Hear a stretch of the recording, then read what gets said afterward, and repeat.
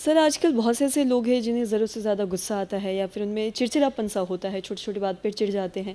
तो इसका कारण क्या है मैं आपसे जानना चाहूँगी? देखिए, चिड़चिड़ापन एक लक्षण होता है। अब चिड़चिड़ापन कई बार सिचुएशनल होता है कि हमारी लाइफ में कुछ, जैसे कि मान लीजिए कि बीमारी हो गई या कुछ अनहोनी घटना हो गई, तो आप चिड़चिड़ा महसूस करते हैं, जिसको हम लोग कहते हैं इरिटेबिलिटी। अब जैसे कि आपकी लाइफ में अगर फ्रस्ट्रेशन हो रही है या डिसअपॉइंटमेंट है, अगेन जो आपकी जो डिमांड है या जो एक्सपेक्टेशन है और जो उसके अनुपात में आपको जो मिल रहा है, अगर उसमें गैप होता है तो you feel frustrated, irritated and disappointed.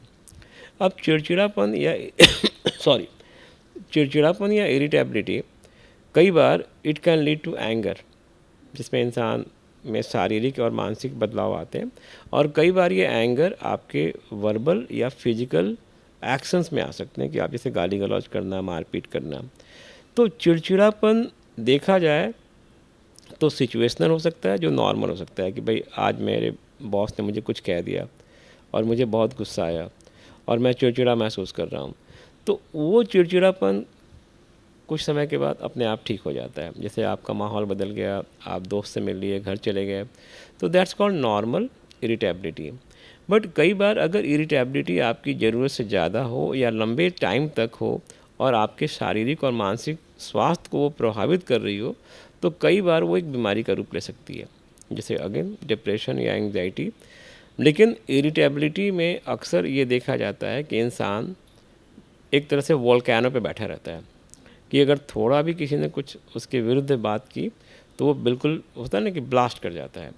तो irritability is a symptom, can be because of many normal जो सिचुएशंस होती हैं, और कई बार irritability can be a sign of mental illness.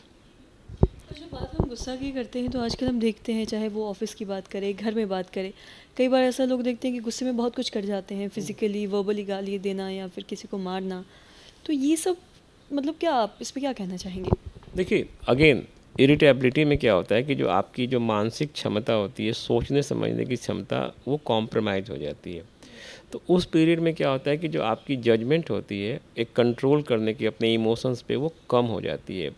तो उसमें क्या होता है कि आप physically you can be impulsive या verbally you can be impulsive, जिसमें होता है ना कि किसी को मारना पीटना या गाली गलौज करना।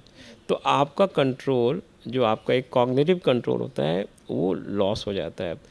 अक्सर आपने देखा होगा लोग एंगर में किसी का नुकसान करते हैं, कई बार एंगर में किसी का मर्डर भी करते हैं। तो कहीं ना कहीं एंगर में जो आपकी जो मानसिक क्षमता है वो कहीं ना कहीं कॉम्प्रोमाइज़ हो जाती है, और इंसान की जो विवेक बुद्धि होती है, जो जजमेंट कैपेसिटी होती है to feel what is right and wrong, कि ऐसा करने से मेरे लाइफ में क्या हो सकता है, वो कॉम्प्रोमाइज़ हो जाती है या वो कई बार नष्ट हो जाती है। और उसके प्रभाव में आके इंसान कुछ ऐसी चीज़ें कर बैठता है जिसके लिए उसको ज़िंदगी भर पछताना पड़ता है। तो अक्सर हम लोग कहते हैं अगर आप बहुत लंबे टाइम तक अगर आप इरिटेबल हैं तो definitely you should consult a psychologist और अ साइकियाट्रिस्ट, और you can even discuss with your friends, I can say. मैं हमेशा कहता हूँ कि जब भी आप लाइफ में ऐसा कुछ हो तो सबसे पहले आप मन की बात को शेयर करें अपने फ्रेंड से, ग्रुप में। हो सकता है कि उसकी प्रॉब्लम का सॉल्यूशन वहीं निकल जाएगा। अगर नहीं निकलता है तो then second option, you can definitely go and visit psychologist. अगर उससे बात नहीं बनती है तो at the third plane you can visit a doctor, psychiatrist who can treat you. But never ignore your mood.